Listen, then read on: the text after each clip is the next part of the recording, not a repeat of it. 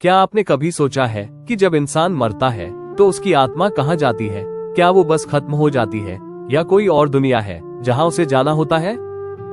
जब किसी व्यक्ति की मृत्यु होती है उस क्षण आत्मा शरीर से अलग हो जाती है, लेकिन वो पूरी तरह मुक्त नहीं होती।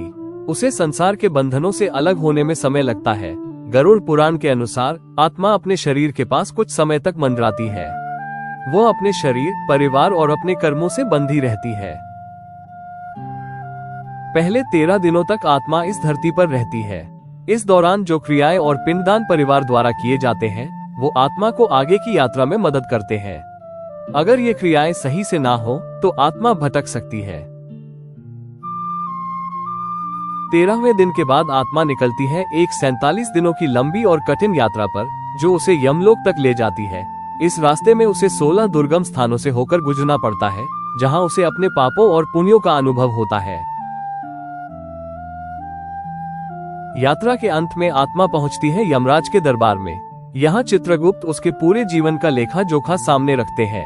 हर कर्म का हिसाब होता है, किसने कितनी बार झूठ बोला, चोरी की, सेवा की, दान दिया। फिर यमराज निर्णय लेते हैं कि आत्मा को नरक भेजना है, स्वर्ग या फिर उसे नया जन्म देना है। गरुड़ पुराण में 28 नरकों का वर्णन मिलता है। हर पाप के लिए एक विशेष नरक है। रक्तकर्दम नरक, जहां झूठे लोगों को खून के कीचड़ में फेंका जाता है। तामिस नरक, जहां दूसरों का धन हड़पने वालों को अंधकार में रखा जाता है। महातामिस नरक, जहां व्यभिचारी आत्माएं अंधेरे और पीड़ा में जीती है। लेकिन अगर आत्मा ने अच्छे कर्म किए हों, जैसे सेवा, दान, तपस्या, तो उसे स्वर्ग की प्राप्ति होती है। स्वर्ग में सुंदर गंधर्व, अप्सराएं, संगीत और शांति होती है, लेकिन ये भी अनंत नहीं है। जब पुण्य खत्म हो जाते हैं आत्मा को दोबारा जन्म लेना पड़ता है, और यदि आत्मा पूरी तरह से निष्कलंक और सत्यनिष्ठ हो तब उसे मोक्ष मिलता है, यानी जन्म और मृत्यु के चक्र से मुक्ति।